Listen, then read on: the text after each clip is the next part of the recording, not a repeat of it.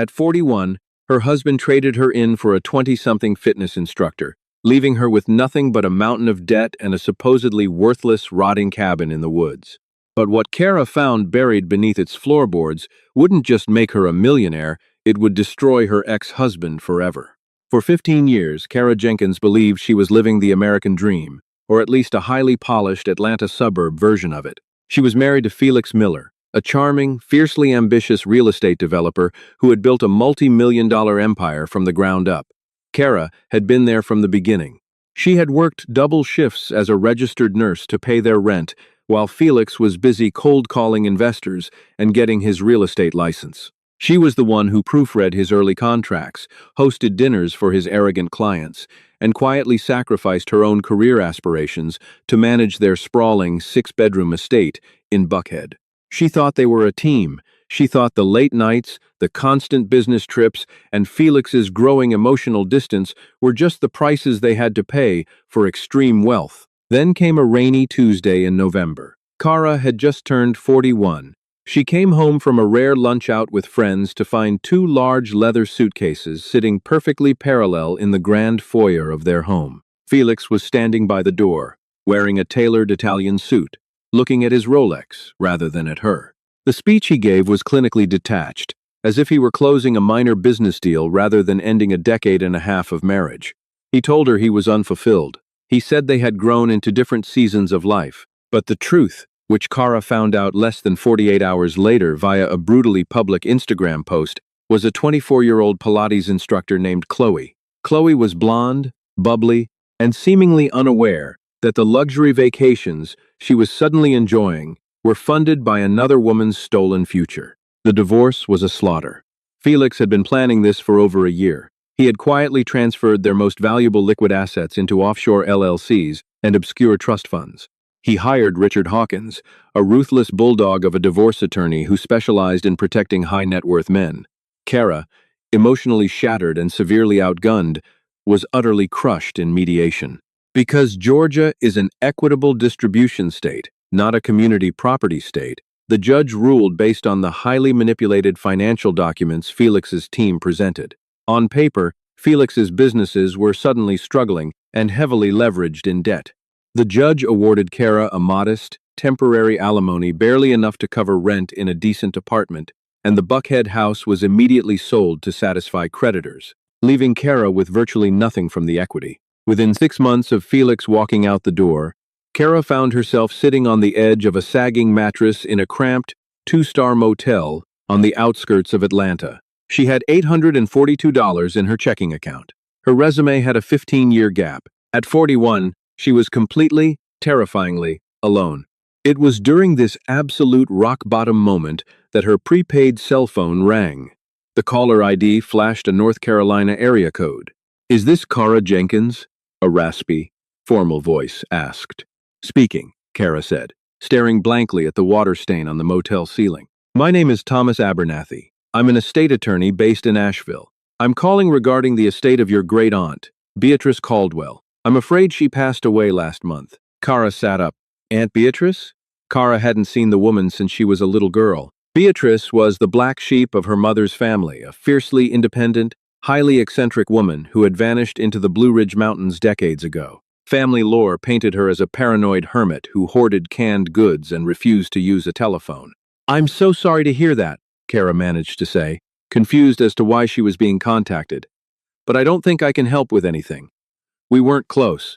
Be that as it may, Miss Jenkins, you are her sole living blood relative, and she explicitly named you in her final will and testament," Abernathy explained. "She has left you her property. It's a cabin on 20 acres of heavily wooded land up near Black Mountain." A spark of desperate hope ignited in Kara's chest. 20 acres in the North Carolina mountains? Even if the land was undeveloped, it could be worth hundreds of thousands of dollars. It was a lifeline. It was a way out. "There is, however, a complication," Abernathy continued, crushing the spark instantly. "The property has been entirely neglected. The structure is severely dilapidated. Furthermore, there is a tax lien on the property. Your aunt hasn't paid property taxes in 5 years. You owe the county roughly $8,000. If it's not paid within 30 days, the county will seize the property and auction it off." Kara's heart sank. $8,000 might as well have been $1 million. She didn't have it. In a moment of pure, humiliating desperation, Kara called Felix.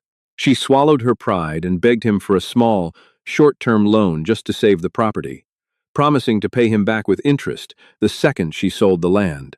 Felix laughed. It was a dry, hollow sound. Kara, I'm running a multi-million-dollar corporation, not a charity for women who can't manage their finances. Let the county take it. It's just a pile of rotten wood anyway. Good luck. He hung up. Tears of hot, furious rage streamed down Kara's face. That laugh did something to her.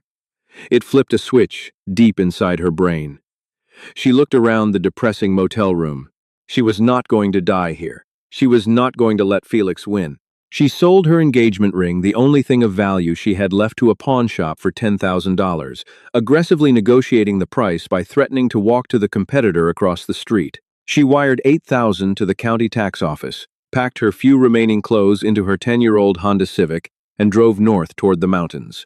She didn't know what she was going to do, but she was going to claim the only thing in the world that truly belonged to her.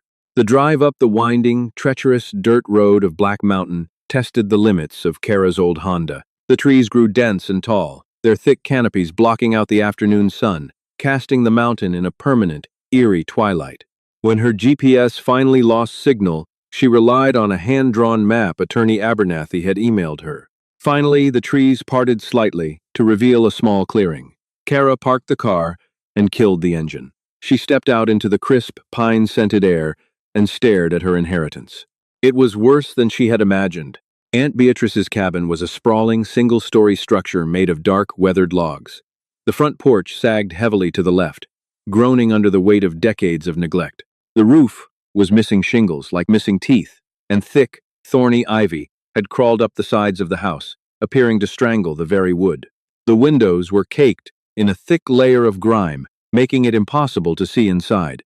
It looked less like a home and more like a mausoleum forgotten by time. Kara unlocked the heavy oak front door with the rusty iron key Abernathy had sent her. It pushed open with a loud, protesting shriek. The smell hit her instantly, a heavy, suffocating mixture of damp earth, old paper, and stale air. She clicked on her heavy-duty flashlight. The interior was a chaotic labyrinth. Beatrice had indeed been a hoarder, but not of garbage. The living room was dominated by towering stacks of books, old newspapers, and bankers' boxes labeled with cryptic alphanumeric codes. The furniture was covered in faded floral sheets, thick with dust. In the center of the room stood a massive stone fireplace that looked like it hadn't been used in years. Kara's first night was a nightmare. There was no electricity and no running water. She slept in her winter coat on a small cot she had brought, shivering in the mountain chill, listening to the wind howl through the cracks in the walls and the unsettling scuttling of unseen creatures in the floorboards. She cried until she couldn't breathe, mourning her old life, her lost youth, and the overwhelming unfairness of it all. But when the morning sun broke through the grimy windows, casting long golden beams across the dust-filled room, Kara did not pack up and leave. Instead, she tied her hair back in a tight ponytail, pulled on a pair of heavy work gloves, and got to work. Over the next 2 weeks, Kara transformed.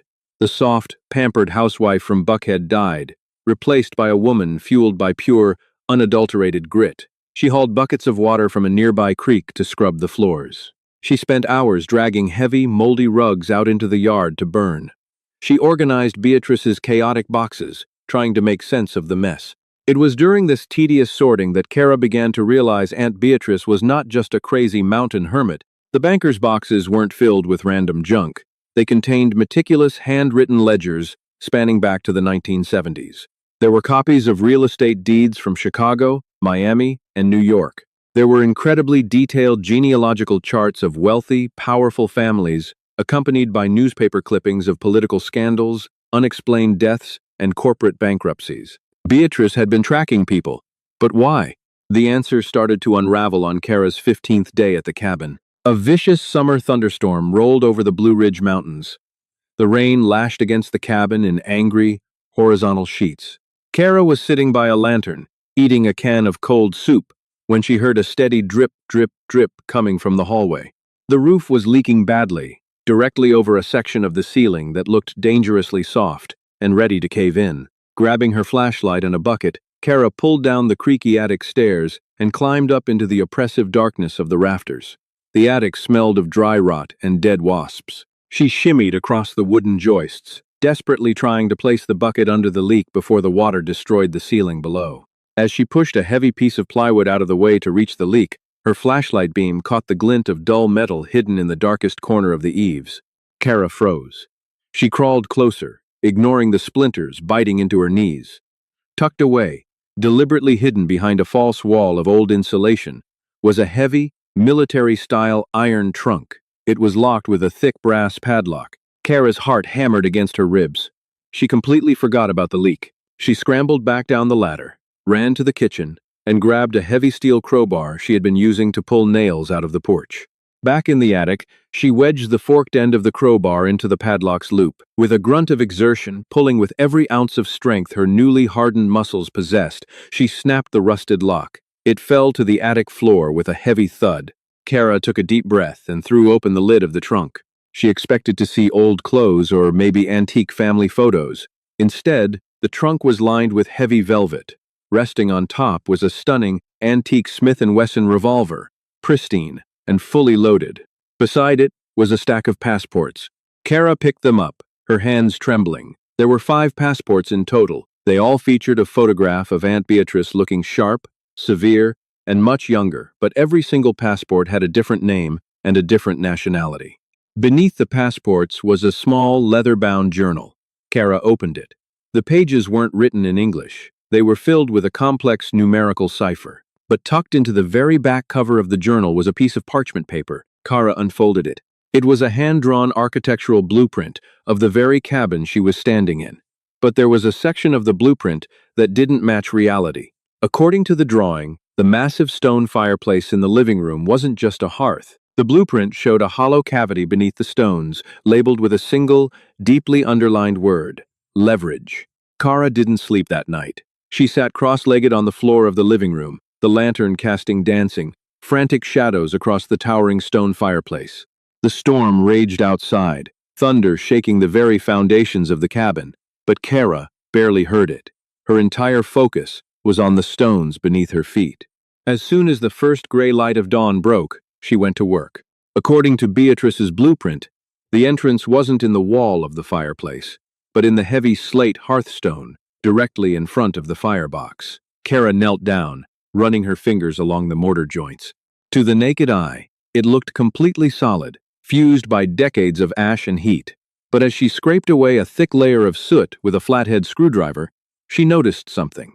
The mortar around one massive, rectangular slate slab, roughly 3 feet wide and 2 feet deep, wasn't mortar at all.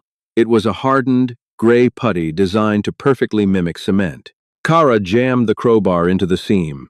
It sank in easily.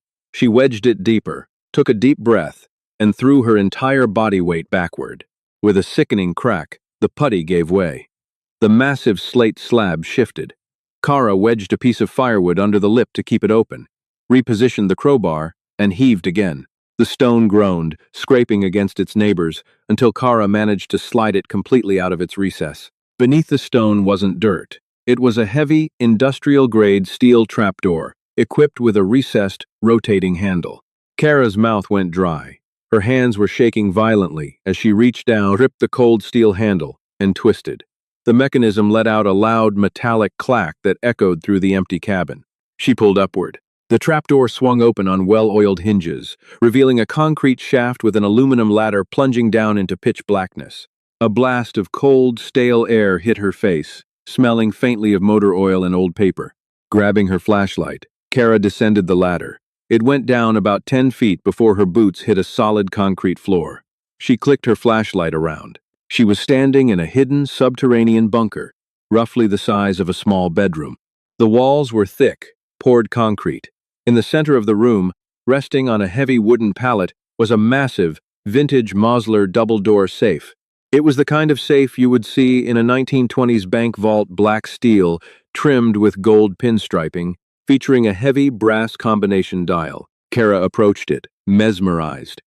She ran her hand over the cold brass dial. It was locked tight. She thought about the coded journal upstairs, She didn't know the cipher. She had no way of cracking a professional bank safe. Despair threatened to wash over her again. She had come all this way, discovered a literal hidden door, only to be stopped by a combination lock. Frustrated, she shined her flashlight around the rest of the bunker. On a small metal desk in the corner sat a manual typewriter and a single framed photograph. Kara walked over to it. It was a black and white picture of a young Aunt Beatrice standing next to a sharply dressed, intimidating-looking man in a tailored suit. They were standing in front of a Chicago restaurant. Kara picked up the frame. Taped to the back of the picture was a small, white index card with a sequence of numbers written in Beatrice's neat, precise handwriting. 34 to 12, minus 88 to 0, 4. Kara rushed back to the safe. Her hands were sweating so much she had to wipe them on her jeans. She grabbed the brass dial. 3 turns right to 34. 2 turns left to 12. 1 turn right to 88. Slowly left to 04. She grabbed the heavy chrome handle and pulled.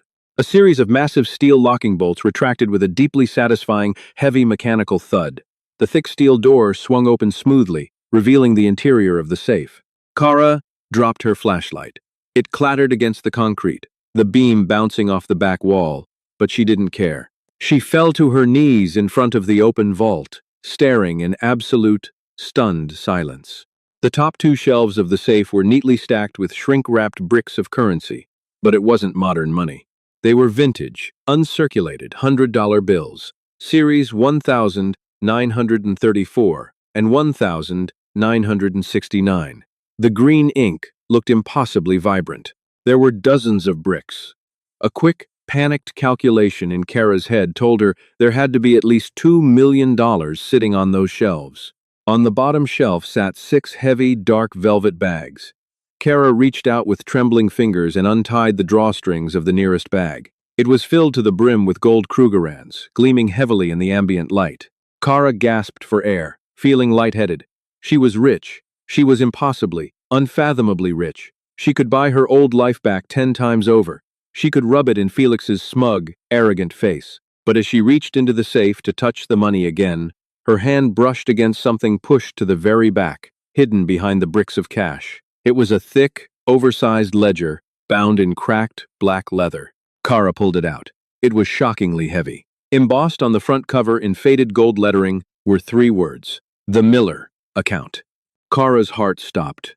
Miller, Felix's last name. She scrambled back to the metal desk, flipped on the small battery-operated camping lantern she had brought down, and threw the ledger open.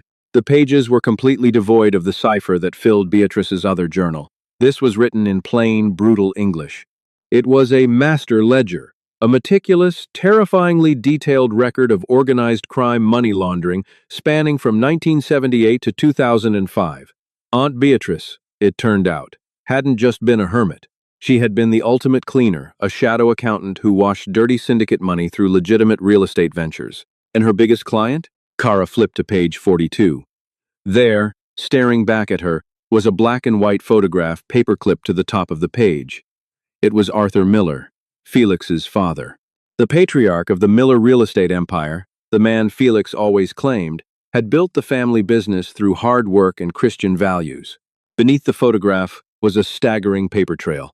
Original bank transfers, deeds of trust, offshore account numbers, and signed, notarized contracts, proving beyond a shadow of a doubt that the entire foundation of the Miller family empire was built on tens of millions of dollars of stolen, laundered cartel money.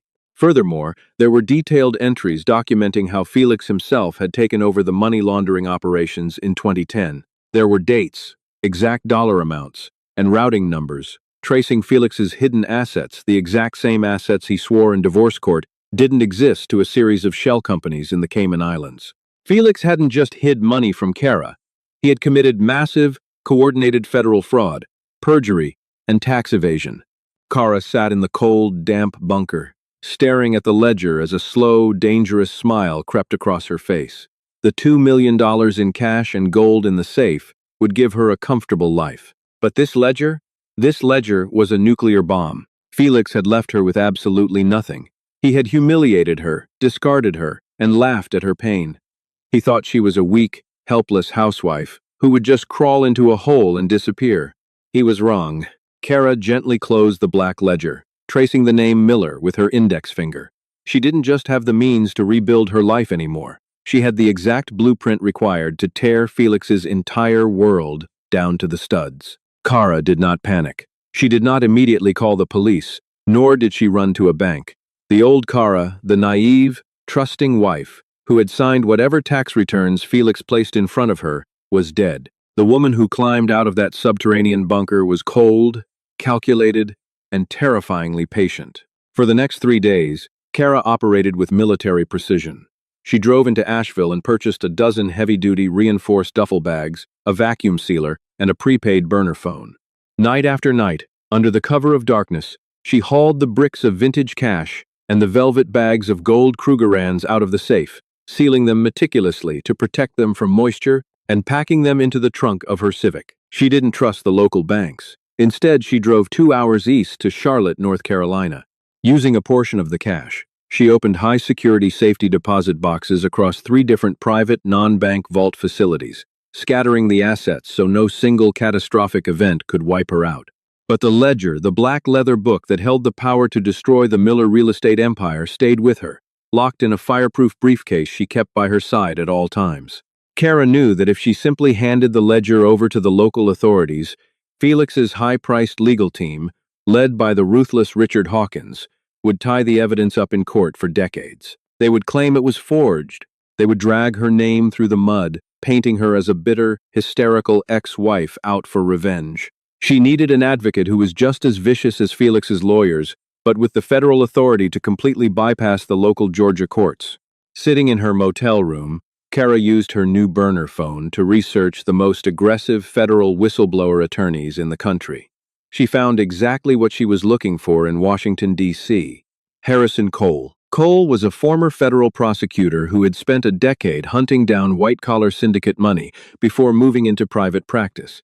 His specialty was the IRS Whistleblower Office Program, which offered individuals up to 30% of the total funds recovered by the government if they provided actionable evidence of massive tax fraud. Kara flew to D.C. the next morning. Sitting in Harrison Cole's sleek, glass-walled office overlooking K Street, Kara placed the black ledger on his mahogany desk.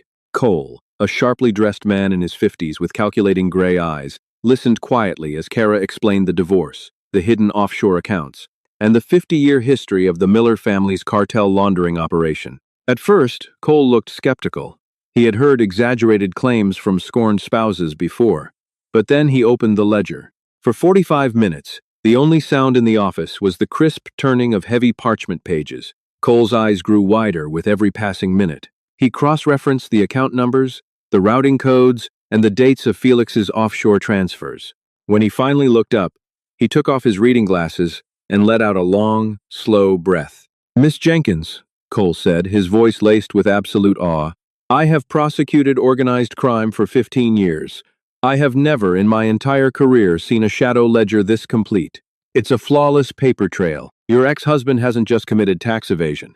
He has actively managed a continuous criminal enterprise. This is RICO Act territory. I don't just want him to go to prison," Kara said, her voice deadpan. "I want him to watch everything he built collapse in front of him. I want him to feel exactly how I felt when he left me in that foyer with nothing." Cole smiled. It was a dangerous, predatory smile. "Then we don't just hand this to the FBI right away. We set a trap. We let him hang himself." Working with Cole, Kara set her plan into motion. The first step was financial strangulation. Through Cole's vast network, they discovered that Felix was heavily over-leveraged on his crown jewel project, a $300 million luxury residential tower in Midtown Atlanta. Because of his divorce and the hidden assets, Felix had been forced to take out a high-interest, short-term mezzanine loan from a private equity firm to keep the construction moving. Using $3 million of the liquidated gold from Aunt Beatrice's safe, Kara formed a blind shell corporation in Delaware called Black Mountain Holdings. Through Harrison Cole, Black Mountain Holdings quietly approached the private equity firm and purchased Felix's debt at a premium. Instantly, Kara became Felix's primary creditor. The second phase was psychological warfare. On a Tuesday morning, exactly 1 year to the day since Felix had packed his bags and left her a plain manila envelope, was delivered via private courier to Felix's personal executive office in Buckhead. Inside the envelope was a single sheet of paper.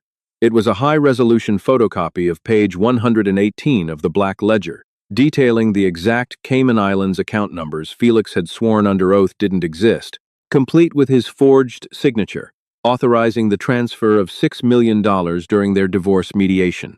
Stapled to the photocopy was a typed note. "I know where the foundation is buried. Check your email." 5 minutes later, Felix's inbox pinged. It was an official notice of default from Black Mountain Holdings.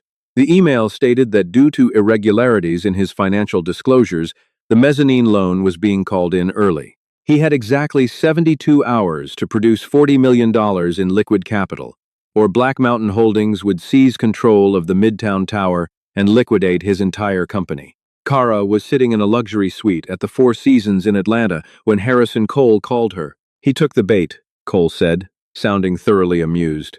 "His lawyers are scrambling. They just reached out to Black Mountain Holdings, begging for a meeting with the principal investor to negotiate a restructuring. He's panicking. He's trying to move the Cayman money to cover the margin call." "Has he realized the accounts are frozen?" Kara asked, sipping a cup of Earl Grey tea. "The IRS placed the quiet freeze an hour ago, based on our preliminary filings. The moment he tried to wire the funds, he tripped the federal wire fraud alarms. It's done, Kara. We have him on federal servers, actively attempting to move laundered syndicate money to cover a fraudulent domestic loan. It's the final nail in the coffin." "Good," Kara said, standing up and walking toward the closet where a brand new, impeccably tailored charcoal designer suit was hanging. "Set the meeting for tomorrow at noon. Tell them the principal of Black Mountain Holdings will see him in person." The conference room at Harrison Cole's Atlanta satellite office was a masterpiece of intimidation. Floor-to-ceiling windows looked out over the sprawling skyline that Felix Miller claimed to own. The mahogany table was polished to a mirror shine. At 11:55 a.m., Felix burst through the glass doors, flanked by Richard Hawkins, his bulldog divorce attorney, and 2 junior partners who looked visibly sweating. Felix looked horrific. His usually perfectly coiffed hair was disheveled. His Italian suit looked like he had slept in it, and the bags under his eyes were dark and heavy. The arrogant swagger was completely gone, replaced by the manic, desperate energy of a cornered animal. "Where is he?" Felix barked at Harrison Cole, who was sitting calmly at the head of the table. "Where is the head of Black Mountain? We are prepared to offer a 20% equity stake in the tower to restructure the debt, but I need this freeze lifted today. My offshore accounts are being glitchy, and I need this resolved." "The principal investor is here, Mr. Miller," Cole said smoothly, gesturing to the heavy oak doors at the far end of the room. She was just finishing a phone call. The doors opened. Kara walked in. She wore the charcoal suit like armor. Her hair was styled in a sleek, sharp bob, and she wore a pair of vintage diamond earrings she had bought in Charlotte just for this occasion. She walked with a slow, measured confidence that radiated absolute power. She didn't look like the broken housewife Felix had discarded. She looked like an executioner. Felix froze. The color drained from his face so quickly he looked like a corpse. His mouth opened and closed silently, struggling to process the reality in front of him. "Kara?" Richard Hawkins stammered, looking from Felix to Kara in utter confusion. "What is this?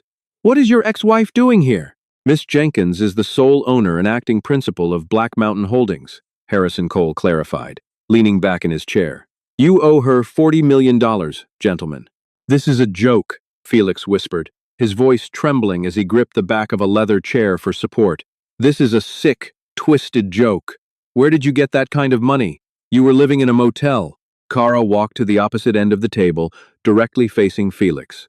She didn't sit down. She simply placed the fireproof briefcase on the table and clicked the locks open. "Do you remember Aunt Beatrice, Felix?" Kara asked, her voice dangerously soft. "The crazy mountain hermit you told me to let rot? It turns out she was an incredibly meticulous record keeper." She pulled the black ledger from the briefcase and dropped it onto the mahogany table. The heavy thud echoed like a gunshot in the silent room. Felix stared at the embossed words, "The Miller account," and physical terror seized him. His knees buckled slightly, and he had to catch himself on the table. He knew exactly what that book was. His father had told him it was burned decades ago. "You," Felix choked out, sweat beading on his forehead. "You have no idea what you're messing with, Kara. That book, the people involved in that book, They will kill you. Oh, the syndicate dissolved in the late 90s. Felix, you know that, Kara said casually, flipping the book open to page 118. But the IRS? The IRS is very much alive, and they are exceptionally interested in how you transferred $6 million into a Cayman shell company on the exact same day you swore an affidavit of financial insolvency in Fulton County Family Court. Richard Hawkins leaned over, adjusting his glasses to look at the ledger. As his eyes scanned the page, the bulldog attorney turned pale. He looked at Felix, absolute disgust washing over his face. "Felix," Hawkins whispered, packing his briefcase with frantic, jerky movements. "You lied to me. You used my firm to submit fraudulent documents to a federal judge. I am legally obligated to withdraw as your counsel immediately. Do not say another word." Hawkins and his junior partners practically ran out of the room, leaving Felix standing completely alone. "Kara, please," Felix begged, his voice cracking. He rounded the table, holding his hands out in a pathetic gesture of surrender. "We were married for 15 years. I made a mistake. Chloe means nothing to me. She already packed her bags this morning when the corporate card started declining. It's just you and me. I can give you the house back. I can give you half the company. We can burn that book right now." Kara looked at him. She searched herself for any lingering shred of affection, any pity for the man she had dedicated her youth to. There was nothing, just cold, empty space. "I don't want half the company, Felix," Kara said, leaning forward. "I already own the debt. I'm foreclosing on the tower today. As for the rest of your assets, the federal government is going to seize them to pay back the 30 years of back taxes your family owes. And thanks to the whistleblower program, I get a 30% cut of whatever they recover." Felix fell to his knees, the great real estate titan weeping on the carpet of a conference room. "What do you want from me?" he sobbed. "I want you to turn around," Kara said coldly. Felix sniffled, slowly turning his head toward the glass walls of the conference room. Down on the street below, 5 black SUV Interceptors had just jumped the curb, blocking the main entrance to the Miller Real Estate corporate headquarters across the street. Over 24 federal agents wearing windbreakers with the bright yellow letters FBI and IRS CID swarmed out of the vehicles, storming the glass lobby of Felix's building. "The trap is closed, Felix," Kara whispered. The heavy oak doors of the conference room swung open behind them. 3 federal agents walked in, badges flashing on their belts. "Felix Miller?" the lead agent asked, unholstering a pair of handcuffs. "You are under arrest for conspiracy to commit wire fraud, federal tax evasion, and racketeering. Stand up and put your hands behind your back." Kara didn't stay to watch them read him his rights. She picked up her briefcase, nodded to Harrison Cole, and walked out of the room. She stepped into the private elevator, hit the button for the lobby, and finally, for the first time in a year, she took a full, deep breath. 3 years later, the Miller real estate empire was nothing but a memory, auctioned off piece by piece by the federal government. Felix was serving a 25-year sentence in a medium-security federal penitentiary in Florida. Chloe, the Pilates instructor, had moved on to a crypto bro in Miami within a week of the arrest. Kara Jenkins never returned to the suburbs of Atlanta. Using her 8-figure whistleblower reward and the liquidated assets from Aunt Beatrice's safe, Kara founded the Beatrice Caldwell Initiative, a massive, heavily funded nonprofit dedicated to providing elite legal representation and financial support to women trapped in economically abusive marriages. But her real home was no longer a sprawling, sterile mansion. She had spent $2 million completely gutting and restoring the old log cabin on Black Mountain. The sagging porch was replaced with rich cedar, the roof was perfected, and the ivy was tamed. On a quiet Tuesday evening, Kara sat on her beautifully restored porch, sipping a glass of expensive red wine, watching the sun dip below the Blue Ridge Mountains. She was 44, fiercely independent, and completely untouchable.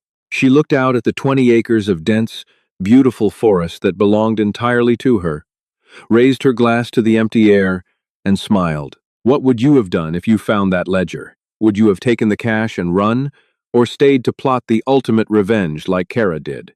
Let us know in the comments below. If you loved seeing Kara mastermind the destruction of her ex-husband's empire, make sure to hit that like button, share this story with a friend, and subscribe to the channel for more incredible real-life dramas.